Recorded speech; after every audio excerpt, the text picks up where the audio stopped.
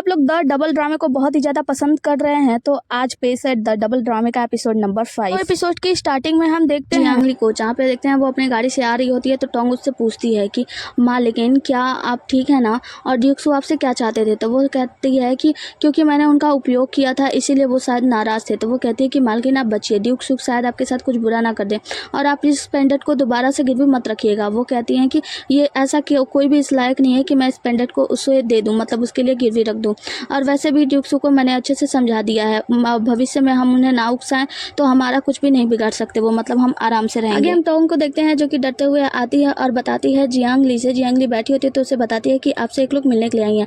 वो कहती है कि हाँ वो पहले ही आ चुकी है। जैसे ही टोंग वहाँ सामने से हटती है तो हमें इस नई कैरेक्टर को दिखाया जाता है, इसे हम यू बोलेंगे। यहाँ पे हम देखते हैं कि जियांग मतलब टोंग ने उन्हें बताया था कि ये जियांग के तीसरी पत्नी की बेटी है, तीसरी पत्नी की बड़ी बेटी है जो कि बहुत ही ज़्यादा नखरीली है और ये हमेशा से तीसरी महिला की नौकरानी रही हैं। तो ये जो लेडी होती है वो उन्हें एक किताब देते हुए कहती है कि ये किताब लो, ये संगीत की किताब है और तीसरी महिला आपसे मिलना चाहती है, आंगन में उन्हें आपको बुलावा भेजा है। लेकिन वो किताब देते हुए वहीं पे गिरा देती है। जैसे ही यहाँ पे जियांगली और टोंग उठाने के लिए झुकते हैं तो उस पर अपना पैर रख देती है, मतलब इन लोगों से बदतमीजी से व्यवहार कर रही होती है और टोंग को डांट भी लगाती है कि तुम अपनी महिला को कैसे डांट सकती हो, तुम तो एक नौकरानी हो। जिसके बाद से जियांगली कहती है कि हाँ आप यहाँ पे एक नौकरानी हो और आप यहाँ आई हो मेरी नौकरानी को डांटने के लिए, और वो किताब को उठाकर उसी के कपड़े से पोंछ देती है। कहती है कि जो गंदगी तुम लेके आई हो उस गंदगी को लेकर यहाँ से जाओ, और उसके कपड़े से उस किताब को पोंछकर साफ कर देती है। जिसके बाद से जब वो लड़की चिढ़ के वहाँ से चली जाती है, मतलब यू चिढ़ के वहाँ से चली जाती है, तो टोंग कहती है ये तो अभी भी वैसे ही नखरीली कमजोर कुतिया जैसी है, मतलब बचपन में भी ऐसे भौ भौ किया करती थी। जिसको सुनकर जो जियांगली होती है वो भी कहती है भौ भौ, मतलब दोनों एंजॉय करते हैं, साथ में खुश होते हैं। जिसके जाने के बाद जियांगली कहती है कि ऐसा लगता है मुझे इस तीसरी महिला से मिलना ही चाहिए। जियांगली जब तीसरी महिला से मिलने जा रही होती है तो तीसरी महिला बैठ के यहाँ पे सितार बजा रही होती हैं और सितार बजाते बजाते उसका एक तार टूट जाता है। जिसके बाद से जियांगली कहती है कि ये धुन तो बहुत ही ज़्यादा प्यारा था। तो वो कहती है कि जियांगली तुम तो जेनब हॉल में रह रही थी ना, तो क्या तुमने संगीत कुछ सिखाया है? तो वो कहती है कि हाँ मैंने थोड़ा सा ही तो सिखाया, लेकिन मुझे आपकी तरह अच्छी तरीके से बजाने नहीं आता। वो कहते हैं कि मैंने भी कुछ नहीं सीखा, बस मैं एक गायक के घर के पास से गुजर रही थी तो उसके पास ये सितारा था और वो अच्छे से बजा नहीं पा रहा था, तो मैंने उससे ये सितारा ले लिया और मैं बस इससे खेलती हूँ और आज देखो आज ये टूट गया, तो अब ये मेरे किसी काम का नहीं रहा। और वो कैंची उठाती है और उसके एक एक करके सारे तारों को काट देती है। जिसके बाद से कहती है कि जो मेरा सामान मेरा है वो मेरा ही रहेगा, अगर मेरा कोई सामान ख़राब हो जाता है तो मैं चाहूँगी उसे पूरी तरीके से बर्बाद कर दिया जाए ताकि उसे कोई दूसरा इस्तेमाल ना कर सके। मैं अपनी चीज़ों को दूसरे को इस्तेमाल करने नहीं देती हूँ। तो यहाँ पे जियांगली कहती है आपको कैसे लगता है कि आपके इस्तेमाल किए हुए चीज़ों को कोई चाहेगा? तो वो कहती है ऐसा ना हो तो ही अच्छा है, क्योंकि मैं अपने चीज़ों को किसी के साथ बांटना पसंद नहीं करती। मतलब एक तरीके से वो उसे धमका रही होती है। जियांगली कहती है ये तो आपकी सोच है। जिसके बाद से वो कहती है कि कल मेरा जन्मदिन उत्सव है, महोत्सव है, तो आप वहाँ पे ज़रूर आना। जियांगली कहती है हाँ बिल्कुल, और मैं आपके लिए एक तोहफा भी लेकर आऊँगी। जिसके बाद से जियांगली वहाँ से चली जाती है और तीसरी महिला जो होती है वो उसे देखकर मुस्कुरा रही होती है कि चलो मैंने धमका तो दिया। जिसके बाद हम सौतेली माँ को देखते हैं जो कि सजा रही होती है मंथरा सौतेली माँ को, और उनसे कहती है कि तीसरी महिला अभी भी सो रही है। मैंने उनकी नौकरानी से पूछा तो हमें पता चला कि वो कल रात को देर रात तक बहुत सारे कपड़े ट्राई कर रही थी, गहने ट्राई कर रही थी पहनने का कि कौन सा पहनेगी, इसकी वजह से उसे थोड़ा लेट हो गया। यहाँ पे सौतेली माँ कहती है कि जियांग परिवार की सारी महिलाएं बहुत ही ज़्यादा खूबसूरत है, हालांकि वो कोई भी जेवरात पहने लेकिन वो लगेंगी हमेशा खूबसूरत, उन्हें कोई मात कैसे दे सकता है। तो नौकरानी कहती है, मतलब जो मंथरा होती है वो कहती है कि आप चिंता मत कीजिए, वैसे वो तो बहुत ही ज़्यादा खूबसूरत है लेकिन फिर भी वो अभी जवान है और उन्हें सजना संवरना पसंद है तो सजने दीजिए। वो कहती हैं कि मुझे उस बेटी के बारे में और भी ज़्यादा सोचना होगा, मतलब अपनी तीसरी महिला के बारे में। तो मंथरा कहती है कि आप चिंता मत कीजिए, समारोह त्रुटिपूर्ण होगा, मैं पूरा ध्यान रखूंगी उसमें कोई भी गलती ना हो। हम जियांगली को देखते हैं जो कि अपने कमरे में होती है, तो एक नौकरानी नंबर 2 या 1 वो लेकर उनके लिए सूप आती है और कहती है कि ये जियांग की वाइफ ने भेजा, मतलब आपकी सौतेली माँ ने आपके लिए भेजा है और ये आपकी ब्यूटी को और भी ज़्यादा बढ़ा देगा क्योंकि आप कल समारोह में जाने वाली हैं। वो कहती है ठीक है मैं पी लूँगी, तुम जाओ यहाँ से। नौकरानी कहती है कि ये आप गरम गरम पियेंगी तो आप पे असर करेगा, तो आप जल्दी पी लीजिए। वो कहती है ठीक है तुम बाहर इंतजार करो, मैं अभी पी लेती हूँ। जैसे ही नौकरानी वहाँ से जाती है, लेकिन हम देखते हैं वो छुप छुप के देखने की कोशिश करती है। वो जाती है, गेट बंद करती है और गेट बंद करते ही हम देखते हैं जियांगली बुलाते हैं यहाँ पे टोंग को और कहती है कि जल्दी से चांदी की सुई लेकर आओ। चांदी की सुई में जब वो लोग जांचते हैं तो उन्हें पता चलता है कि इसमें कुछ जहर, मतलब कुछ मिलाया हुआ है। तो वो कहती है कि मैं जाके जियांग मास्टर से ये बात कहूँगी उनसे कि इस खाने में जहर है। जियांगली कहती है कोई विश्वास नहीं करेगा, क्योंकि देखो अगर मैं जियांग परिवार में मर जाती हूँ तो मेरी सौतेली माँ पे दोष आ जाएगा, उन्हें कटघरे में खड़ा कर दिया जाएगा। तो निश्चित रूप से वो मुझे मारने के लिए कोई दवाई नहीं देंगी, जरूर इसमें ऐसी कोई दवाई है जिससे कि मुझे समारोह में जाने इसे रोका जा सके। और फिर उसके बाद से कहती है कि ठीक है अब देखो तुम, और कहती है कि टोंग जाओ देखो दरवाजे पे वो है। और दरवाज़ा जब वो खोलने जाती है तो वो देखती है कि वहाँ पे नौकरानी चपाक करके गिर जाती है। इधर मिस जियांग जो होती है वो नाटक करती है और कहती है कि ये सूप तो वाकई में बहुत ही ज़्यादा स्वादिष्ट है। नौकरानी खड़ी होती है गिरते पड़ते, क्योंकि उसे तो चोट बहुत ज़्यादा लगी होती है, लेकिन वो कहती है मैं तो कटोरा लेने के लिए बाहर खड़ी थी। जिसके बाद से जियांगली कहती है कि मैंने सारा सूप पी लिया, ये बहुत ही ज़्यादा टेस्टी था। नौकरानी बहुत ही ज़्यादा खुश रहती है, कहती है कि सच में अपने सारा सूप पी लिया, अब तो बहुत ही ज़्यादा खूबसूरत होने लगी हो इतनी जल्दी। जिसके बाद से वो उनका तारीफ वारीफ करते, तारीफ का पुल बांधते हुए वहाँ से कटोरा लेकर गिरते पड़ते हुए चली जाती है, लंगड़ाते हुए, क्योंकि उसे तो चोट लगी होती है। और जियांगली सोच लेती है कि देखो अब मैं क्या करती हूँ, और वो मुस्कुराती है कि इसका प्लान तो फेल हो गया। जिसके बाद से वो टोंग के साथ वहाँ से पे चली जाती है। और दूसरी तरफ हम मंत्रा को देखते हैं, जो कि आकर सौतेली माँ को बताती है कि वो हमारे इस चाल में भी नहीं फंसी। उसने पीने का नाटक किया लेकिन उसने कोई भी सूप नहीं पिया। तो वो कहते हैं इतने सालों से जिनब हॉल में रह रही है तो वो इतनी ज़्यादा समझदार तो हो ही गई होगी, और हमारा सामना करने का इतना क्षमता तो उसके पास होना ही चाहिए। पता था कि वो ये प्लान हमारा फेल हो जाएगा, इसलिए मैंने जो दूसरा प्लान बनाया है उस पर अमल करो और जाओ वो काम करो जो मैंने कहा था। आगे हम मिस्टर किन को देखते हैं, जिनको कैद किए होते हैं मिस्टर ड्यूक्सू। ड्यूक्स उन्हें बहुत सारे पैसे दिखाते हैं, तो किन को समझ में आ जाता है कि ये वही पैसे हैं जो वो नमक की तस्करी करने में कमाए होते हैं। तो वो कहते हैं ये पैसे मेरे नहीं है। किन साफ मना कर देता है कि ये मेरा पैसा नहीं है। तो उनके दोनों चमचे कहने पे वो पैसे एक पर एक करके जलाने लगते हैं। कहते हैं कितना मज़ा आ रहा है ना ये पैसे जलते हुए देखने में। ये दोनों खूब मज़े लेकर पैसे जला रहे होते हैं, लेकिन मिस्टर किन की तो अतड़ियाँ जल रही होती है। वो कहते हैं कि ये क्या कर रहे हो तुम लोग, पागल हो क्या। वो छटपटाने लगते हैं। तो ड्यूक्स कहते हैं कि जब ये पैसे तुम्हारे नहीं हैं तो तुम्हारी अतड़ियाँ क्यों जल रही हैं, तुम ज़्यादा मुँह मत चलाओ और इसे जलते देखो। वो कहते हैं कि ड्यूक्स कहते हैं कि अगर तुमने सच्चाई कबूल कर ली कि ये पैसे तुम्हारे हैं और तुम्हारे साथ नमक तस्करी में कौन कौन शामिल है, तो मैं तुम्हें ये सारे पैसे दे दूंगा और फिर यहाँ से छोड़ दूंगा। तुम आसानी से जाकर अपना जीवन बिता सकते हो। एक ही शर्त है कि तुम्हें सच्चाई बतानी होगी और नमक तस्करी पीछे वाले का नाम बताना होगा। उस मास्टरमाइंड का नाम बताओ और आज़ादी पाओ। तो यहाँ पे किन पहले तो कुछ नहीं बोलता, तो मिस्टर ड्यूक्स कहते हैं कि चलो हमारा काम हो गया, हम लोग चलते हैं, अब मैं दोबारा इसे पूछने की जहमत नहीं उठाऊंगा। जब वो जाने लगते हैं तो मिस्टर किन बोल पड़ते हैं और वो उस व्यक्ति का नाम बता देता है और कहता है कि हमने 50% में काम किया है। जिसके बाद जेम्स यहाँ से बाहर जाने लगते हैं। उनके दोनों छेले चपाटे कहते हैं कि क्या आपको लगता है उसने सच बोला है, आप उसे छोड़ने के बारे में सोच रहे हैं। तो ड्यूक्सी कहता है हाँ, क्योंकि मुझे नहीं लगता वो झूठ बोलेगा। अगर वो झूठ बोल रहा होगा तो नमक और लव ब्यूरो को फंसाने की हिम्मत नहीं करेगा। जिसके बाद से यहाँ हमें पता चलता है कि इसने लव ब्यूरो के सॉन्ग को फंसाया है, मतलब लव ब्यूरो के सॉन्ग का नाम लिया है। ड्यूक्स कहते हैं कि अपने गुप्त रक्षकों को आज्ञा दे दो कि जैसे ही कल मिस्टर स्ट्रॉन्ग वापस आए तो उन्हें तुरंत ही गिरफ्तार कर लिया जाए। उसके बाद से कहते हैं कि मैं एक दिन की छुट्टी लूंगा क्योंकि मैं ताहो होंग का ओपेरा सुनने के लिए जा रहा हूँ। इनका जो चेला पछपाटा होता है वो बताता है कि महाराज कल तो ताहो होंग का ओपेरा नहीं चलेगा। तो वो कहते हैं ऐसा क्यों। तो वो कहते हैं क्योंकि आपको पता नहीं है क्या कि जियांगली के परिवार में, मतलब मिस्टर जियांग के परिवार में कल युवा प्रदर्शन हो रहा है उनकी तीसरी महिला का, और इसका कल बहुत बड़ा समारोह होने वाला है। मैंने आपको पहले नहीं बताया, मुझे समय नहीं मिला था, मैं भूल गया था। तो यहाँ पे वो कहते हैं, हम ड्यूक्सू कहते हैं कि क्या इसमें मिस्टर सेन भी आने वाले हैं, वो भी आमंत्रित है। तो वो कहता है कि हाँ मिस्टर सेन भी आने वाले हैं, उनको भी आमंत्रण दिया गया है। तो वो कहते हैं ठीक है, तो फिर ये तो बहुत ज़्यादा दिलचस्प चीज़ है, मुझे यहाँ देखने जरूर जाना चाहिए। हमें जियांग परिवार का सीन दिखाया जाता है जहाँ पे हम देखते हैं मिस्टर जियांग को, जो कि जियांगली के कमरे के बाहर होते हैं और कहते हैं अपनी पत्नी से कि उससे कह दो जल्दी तैयार होकर बाहर आ जाए, और अगर लेट हो जाए तो आने की जरूरत नहीं है समारोह में। जिसके बाद से वो चले जाते हैं। और हम देखते हैं कि मंथरा और इनकी सौतेली माँ दोनों लोग मिलकर आपस में मुस्कुराते हैं और इन लोगों ने अपनी चाल चल दी होती है। मतलब ये लोग क्या चाल चले हैं आगे पता चलेगा। हम देखते हैं कि आगे यहाँ पे आती है अभिनेत्री ताहो होंग, जिसे देखकर सभी लोग बहुत ही ज़्यादा वो हो जाते हैं कि अरे ये तो बहुत मशहूर अभिनेत्री ताहो होंग है ना, जो कि किन बजाती है। तो वो उसे देखकर उनका स्वागत किया जाता है। यहाँ पे हम देखते हैं कि बाहर स्वागत करने के लिए खड़े होते हैं मिस्टर जियांग और इनकी पत्नी। यहाँ पे आते हैं इनकी तीसरी बेटी का जो पति होता है और उनका परिवार, यानी सास ससुर होने वाले, ये लोग भी आते हैं। तो ये सभी बड़े लोगों का स्वागत करते हैं। मिस्टर जियांग और उनकी पत्नी यहाँ पे खड़े होकर सबका स्वागत कर रहे होते हैं। हम देखते हैं यहीं पे आती हैं मैडम लियू। मैडम लियू यहाँ पे 2 तोहफे लाई होती हैं। एक तोहफा तो उसके लिए जिसका आज समारोह होने वाला है, दूसरा तोहफा वो पर्सनली जियांगली को देना चाहती हैं। उनकी सौतेली माँ कहती है कि लाइए, मैं ये तोहफा कबूल करना चाहूंगी। तो वो कहती है नहीं, मैं ये पर्सनली जियांगली को दूंगी। जिसके बाद से हम देखते हैं कि यहाँ पे एक और लेडी होती है जो कि परिवार की ही बेटी होती है। ये कहती कहती है कि मैडम लियो, आपको तो पता है ना कि जेनब हॉल में 10 सालों से रह रही है हमारी बहन, तो इस कारण वो यहाँ के तौर तरीके नहीं जानती और वो सारे रूल्स को भूल गई है। वैसे भी वो बचपन से ही ऐसी थी, वो रूल को सीखना नहीं चाहती थी। हमें लगता है कि हमें उसको सजा देना चाहिए। तो यहाँ पे उनकी सौतेली माँ भी बात बनाते हुए कहती है कि हाँ, बहने उसे कड़ी सजा देनी होगी, तब जाके वो यहाँ के रूल को अच्छे से समझ पाएगी, और यहाँ के रूल को नहीं जानती कि कब उठना है, कब सोना है, कब क्या करना है। मैडम लियू कहती है ये तो 10 साल हो गए, 10 साल में वो रूल भूल गई है, ये तो वास्तविक बात है, लेकिन सबसे बड़ी बात तो ये है कि 10 साल में उसे उनके परिवार वालों ने भुला दिया, उसके लिए उन्हें क्या सजा मिलनी चाहिए।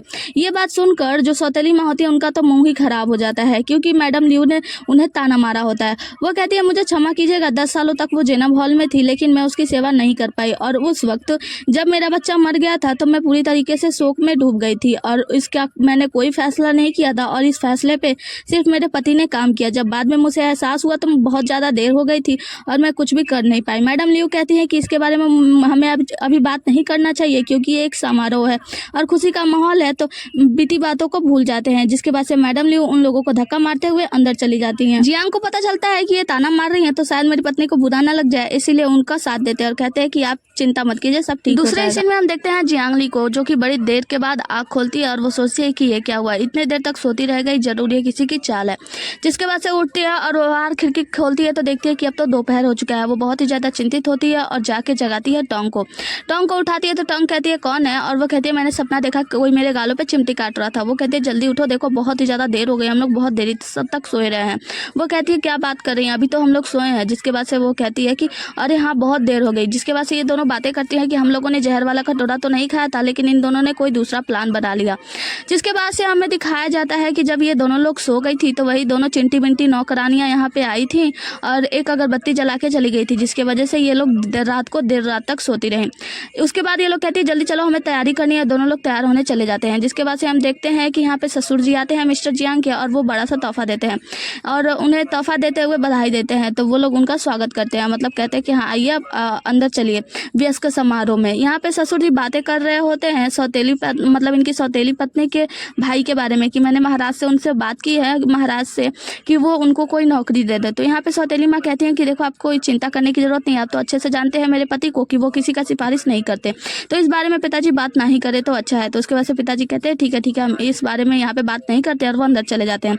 उनके अंदर जाने के बाद यहाँ पे तुरंत मिस्टर सेन आते हैं, वो भी तोहफों के साथ, और इन लोगों को प्रणाम करते हैं। प्रणाम करने के बाद इनके माता जी और बहन जी भी आई होती है। माता जी इन्हें तोहफा देती हैं, फिर ये लोग भी अंदर चले जाते हैं।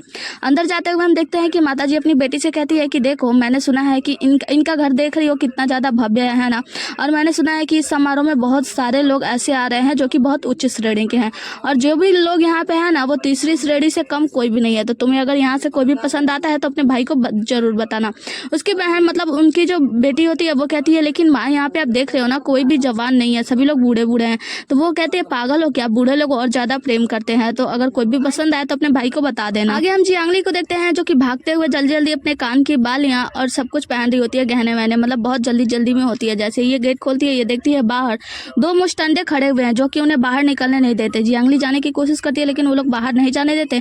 तो जियांगली और टोंग दोनों लोग मेन गेट बंद कर देती हैं, और टोंग कहती है कि ये सब क्या है, हमारे लिए यहाँ पे सैनिक भी लगाए गए हैं ताकि हम बाहर ना जा सके, अब हम क्या करेंगे। टोंग कहती है कि अब हमें क्या करना चाहिए। तो यहाँ पे जियांगली कहती है कि तुम चिंता मत करो, अगर हम यहाँ पे भागा दौड़ी करेंगे और लोगों को बुलाएंगे तो फिर जियांग परिवार के प्रतिष्ठा और मान प्रतिष्ठा को ठेस पहुंचेगी और लोग हम पर हंसेंगे, तो हम ऐसा नहीं कर सकते। निश्चित रूप से हमने उन्हें जो तोहफा भेजा है उससे जरूर कोई ना कोई फायदा होगा। इसके बाद हम सौतेली माँ को देखते हैं जिनको उनके पिताजी धमका रहे होते हैं ये कहते हुए कि तुमने इस जियांगली परिवार में विवाह कर लिया, लेकिन तुम भूलो मत तुम जी परिवार की बेटी हो, तो तुम्हें जी परिवार के लिए कुछ ना कुछ तो अच्छा करना चाहिए। तुम्हारा पति तो एकदम आंख मूंद के रहता है और तुम्हारे भाई के बारे में कुछ भी नहीं सोचता, तुम तो बस उसकी उपपत्नी बन के रह गई हो, बाकी तुम किसी काम की नहीं हो। वो कहती है कि आप चिंता मत करो पिताजी, सब कुछ हमारे हाथ में ही होगा, जैसा हम सोचते हैं वैसा ही होगा, बस थोड़ा टाइम चाहिए। जिसके बाद से हम ड्यूक सू को देखते हैं जो कि यहाँ पे आते हैं, और ड्यूक सू को देखकर सभी लोग बातें बनाने लगते हैं कि ड्यूक सू यहाँ पे क्यों है, ड्यूक सू यहाँ पे आए हैं मतलब मामला गंभीर है, कुछ ना कुछ तो होने वाला है। सौतेली माँ और उनके पिताजी सभी लोग ये चीज देख रहे होते हैं। ड्यूक सू आगे बढ़ते हैं तो यहाँ पे मिस्टर जियांग उनसे मिलते हैं और कहते हैं कि आप यहाँ पे क्यों आए हैं, क्या कोई बात है। ड्यूक सू कहते हैं कि नहीं, यहाँ आने के लिए मुझे प्रेरित किया गया है क्योंकि जो जियो ताहो हांग थी वो मेरे सामने ओपेरा का प्रदर्शन करने वाली थी, लेकिन यहाँ पे आने के लिए उसने उस प्रदर्शन को रद्द कर दिया और मुझे उसका ओपेरा देखने के लिए, जियो ताहो हांग का ओपेरा देखने के लिए यहाँ पे आना पड़ा। तो मिस्टर जियांग कहते हैं अगर ऐसी बात बात है तो आइए एंजॉय कीजिए। जिसके बाद से वो कहते हैं कि वैसे आपकी बेटी जियांगली कहाँ है। तो यहाँ पे सौतेली माँ कहती है कि वो आज थोड़ा अच्छा महसूस नहीं कर रही थी, जिसकी वजह से अपने कमरे में आराम कर रही है। तो ड्यूक सू कहते हैं कि आप ऐसे कैसे कह सकती हैं, क्योंकि मैंने अपना आधा बारात यानी कि आधे लोग उसके प्रदर्शन में शामिल कर दिए थे, तो इसके वजह से उसे यहाँ पे होना चाहिए मेरा धन्यवाद कहने के लिए। मिस्टर जियांग कहते हैं कि आप बैठिए, वो भी आपका धन्यवाद करने के लिए जरूर आएगी। ड्यूक सू यहाँ से जाने लगते हैं तो अपने जो चिल्ला चपाटा होता है उससे कहते हैं कि सच्चाई का पता लगाओ। यहाँ पे समारोह शुरू किया जाता है। हम देखते हैं कि जो अभिनेत्री होती है वो अपना ओपेरा पे डांस वांस कर रही होती है। कैसे करती है पता नहीं, हाँ ओपेरा क्या होता है मैंने इसके बारे में कभी सुना नहीं है, हाँ चाइनीज ड्रामा में ही देखा है। ठीक है, तो ये अपना ओपेरा वगैरह खत्म करती है, जिसके बाद से यहाँ पे समारोह का शुरू होने का घोषणा किया जाता है और ये चली जाती है। जिसके बाद से एक बोलतू आदमी आते हैं और वो बोलकर सबको बताते हैं कि जियांग परिवार की लड़कियां कितनी ज़्यादा खूबसूरत होती हैं और जियांग परिवार की तीसरी बेटी आज वयस्क हो गई है, तो उसके लिए ये समारोह रखा गया और बताया जाता है कि और यहाँ पे औरतें कितनी खूबसूरत होती है, इनका शरीर बहुत चिकना होता है, बिल्कुल ऐसे जैसे मुलायम मुलायम होता है। यहाँ पे हम देखते हैं जियांगली का चचेरा भाई आता है तो चाची पूछती है कहाँ थे, वो कहता है बस पेट में दर्द था इसीलिए देर हो गई। जिसके बाद से वयस्क समारोह शुरू होने पर सभी लोग खड़े हो जाते हैं और लड़कियों की तारीफ करते हुए आदमी बताता है कि वयस्क समारोह जल्द ही शुरू किया जाने वाला है। जिसके बाद से ड्यूक सू का चेला चपाटा आता है, वो उनसे बताता है कि मैंने पता लगा लिया है कि जियांगली के कमरे के बाहर दो मुस्टंडे खड़े हैं, उन्हें बाहर नहीं आने दिया जा रहा है। ड्यूक सू कहता है अब मुझे पता था कि वो भीड़ से बचने वाली नहीं है, अब बस देखो और इंतजार करो वो कैसे वहां से बाहर निकलती है, मुझे पूरा यकीन है वो बाहर जरूर चली आएगी। जिसके बाद यहाँ पे समारोह शुरू किया जाता है। पिताजी जियांग अपनी पत्नी के साथ जाकर वहां सीट पे बैठ जाते हैं, मतलब मेन सीट पे बैठ जाते हैं। ऐसे वयस्क समारोह के लिए उनकी बेटी को बुलाया जाता है। तीसरी बेटी यहाँ पे आती है जो कि अभी बहुत सादे कपड़ों में होती है। सभी लोग बातें कर रहे होते हैं कि ये कितनी ज्यादा खूबसूरत है। सच बताओ तो ये सच में बहुत खूबसूरत है यार, मतलब क्यूट लग रही है। यहाँ पे वो अपने पति होने वाले पति को देखती है और हम देखते हैं कि यहीं पे एक लड़की जो होती है इनकी दूसरी या तीसरी पहली बहन वो जल रही होती है इन्हें देखकर। जब वो ऊपर जाती है तो यहाँ पे बोलने वाला आदमी कहता है कि अब मिस जियांग आएंगी और इनके बालों में कंघा करेंगी, बालों में हेयर पिन लगाएंगी, जिसके बाद से इन्हें नए कपड़े पहनाए जाएंगे। और सभी लोग इस बात की तारीफ कर रहे होते हैं कि इनकी और इनकी पति विद्यमान की जोड़ी कितनी ज्यादा अच्छी है, ये दोनों साथ में बहुत ही ज्यादा अच्छे लगते हैं, ये जोड़ियां तो स्वर्ग से बनकर आई है। जिसके बाद से हम सौतेली माँ को देखते हैं जो उठती है, अपना कटोरे में हाथ वाथ धुलती है, सोने का कंघा निकालती है, उनका बाल झाड़ती है, मतलब हाँ इनका जो समारोह का वो होता है वो विधि निभाती है। जिसके बाद से हम देखते हैं कि ये लड़की यानी तीसरी जो बेटी है ये बहुत ही ज्यादा खूबसूरत लग रही होती है सजने धजने के बाद। पहले तो क्यूट लग रही थी, अब तो बहुत ही ज्यादा खूबसूरत लग रही होती है, इनके बाल में हेयर पिन वगैरह लग गया होता है। तो समारोह के पूरा होने पर सभी लोग तारीफों का पुल बांध रहे होते हैं कि ये तो बहुत ही ज्यादा खूबसूरत है, इनके ससुराल वाले कितने ज्यादा भाग्यशाली हैं कि इतनी खूबसूरत महिला उनके घर की बहू बनी है। यहाँ पे सभी लोग बातें कर रहे होते हैं, इनकी खूबसूरती की तारीफ कर रहे होते हैं। जिसके बाद से लोग कहते हैं कि अब आतिशबाजी देखी जाए। आतिशबाजी देखने के लिए जब सभी लोग आसमान की ओर देखते हैं तो हम देखते हैं यहाँ पे कोई भी आतिशबाजी नहीं होती है, तो लोग बात करने लगते हैं क्या इन लोगों ने पटाखे के पैसे बचा लिए हैं। मिस्टर जियांग भी खड़े होते हैं, अपने नौकर से पूछते हैं तो वो कहता है कि नहीं मैंने आतिशबाजी की पूरी व्यवस्था की है। तभी कुछ लोग आते हैं कुछ बातें कहते हैं। उसके बाद से हम देखते हैं कि चारों तरफ हवाएं बहने लगती है और जो यहाँ पे पौधे होते हैं उनमें से फूल झड़ने लगते हैं। ये फूल बहुत प्यारे लग रहे हैं यार, मतलब हाँ बहुत सारे फूल झड़ने लगते हैं। इन फूलों के बीच में से निकलती है जियांगली को देखकर सभी लोग बातें करते हैं ये कितनी खूबसूरत है, ये जेना हॉल से आई हुई दूसरी महिला है ना। मिस्टर सेन जब ये देखते हैं तो ये तो भौचक्के रह जाते हैं कि ये तो मेरी पत्नी है। जिसके बाद से हम देखते हैं कि जियांगली मुस्कुराती है और यहाँ पे इसकी सौतेली माँ का मुंह भी बन जाता है कि ये यहाँ पे कैसे आ गई, मतलब अब तो ये सारा बाहर लूट ले जाएगी।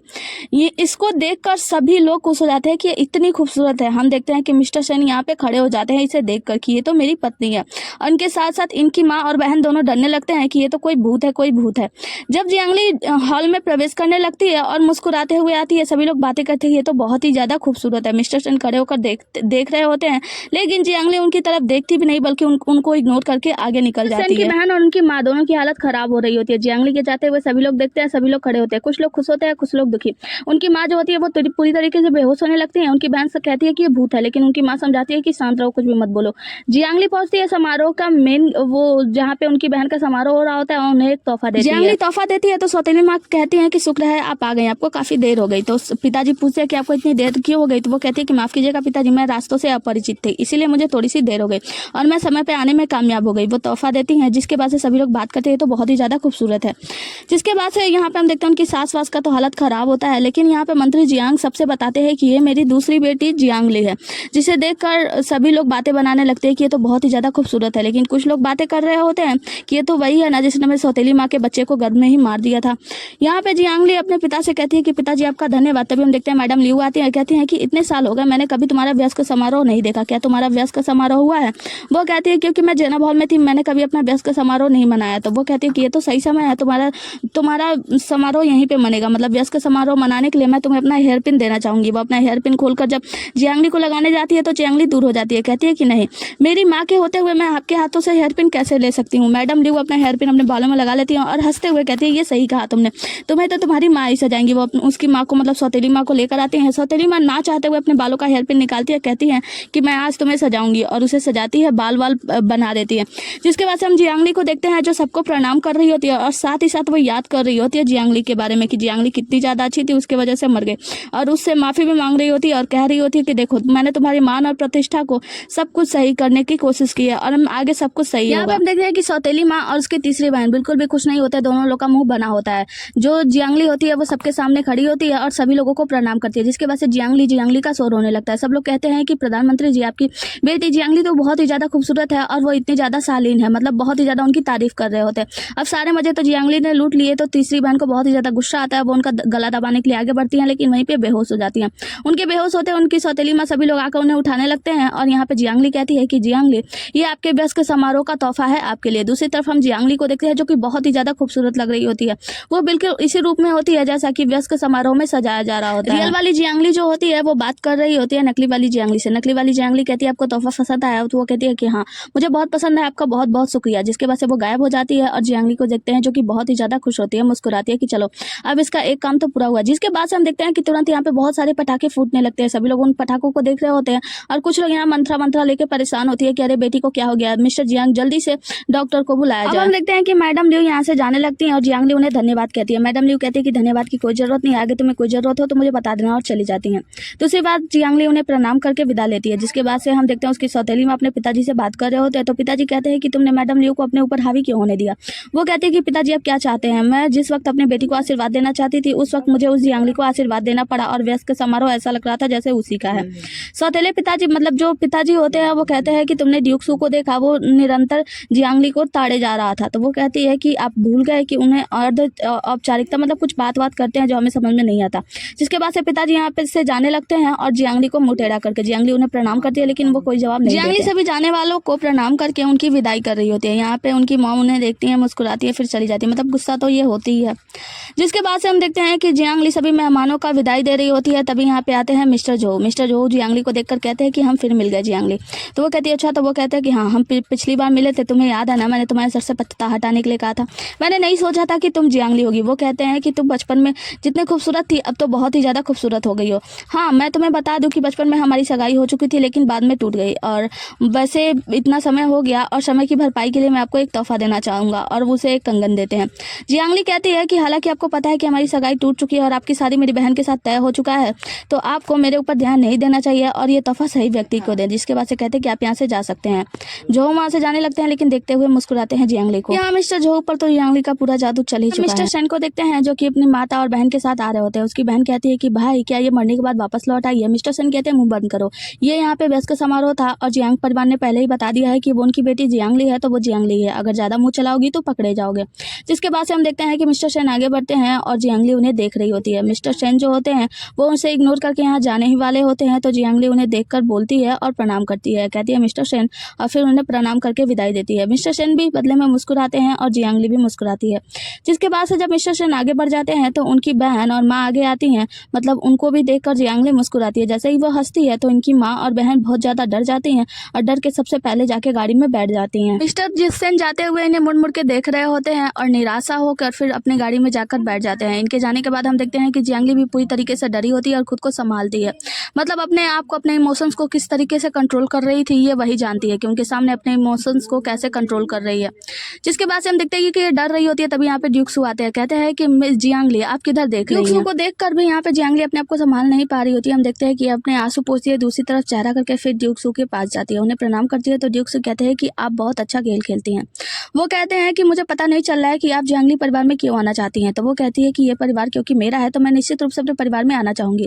ड्यूक सू कहते हैं वैसे आपका भाई भी अच्छा खेल खेलता है। हम देखते हैं कि जब ये दोनों लोग बंद थी तो इनका भाई नाटक करके गया था और उन दो मुस्टंडों के पास दरवाजा खोलने की कोशिश कर रहा था। दूसरी तरफ से इनके भाई का एक साथ ही इन लोगों को मतलब वो क्या कहते हैं, सीढ़ियों से जियांगली को बाहर निकाल लेते हैं और जियांगली जब बाहर निकलती है तो वो दो मुस्टंडे देखने जाते हैं दूसरी तरफ, तो उसका भाई उनके सर पे ही चढ़ के नाचने लगता है। मतलब एक तरफ से उनके भाई ने, चचेरे भाई ने उनकी मदद की थी, उन दोनों मुस्टंडों को गुमराह करके जियांगली को वहाँ से बाहर निकालने में मदद की थी। जियांगली कहती है कि अब आप क्या चाहते हैं। वो कहते हैं कि वैसे मैं आपको यहाँ पर लाया हूँ तो इसके लिए आप मुझे कैसे धन्यवाद करेंगी। वो कहती है कि आपका बहुत बहुत धन्यवाद कि आपने मुझे यहाँ मेरी मदद की यहाँ पे आने में। इसके बाद से जियांगली कहती है कि नमक तस्करी के मामले में भी मैंने आपकी मदद की थी, तो मुझे ऐसा लगता है कि हमारा हिसाब चुकता हो गया। तो आइए अब आज से हम लोग कोई आक्रोश नहीं पालते और हम लोग एक नॉर्मल से पर्सन बन के रहते हैं। जिसके बाद से वो कहते हैं, मतलब मिस्टर ड्यूक्सू कहते हैं कि वैसे मुझे आज तक किसी ने बुद्धिहीन नहीं कहा, आपने बुद्धिहीन कहा था, तो इस मामले में आप क्या करेंगे। वो कहते हैं ठीक है, अगर ऐसी बात है तो आप मुझे डांट सकते हैं। तो वो कहते हैं कि अच्छा मैं डांट लूँ तो मामला बराबर हो जाएगा। तो वो कहते हैं कि हाँ बिल्कुल, मैंने आपको बुद्धिहीन कहा है, इसके बदले में आप मुझे डांट लगा लीजिए। जिसके बाद से वो कहते हैं अगर आप नहीं डांटना चाहते तो मामला यहीं दफा दफा करते हैं और हम चलते हैं। और वहाँ से जब जियांगली जाने लगती है तो मिस्टर ड्यूक्सू उसे उसके रियल नेम ली से बुलाते हैं, फैंग फेई ली।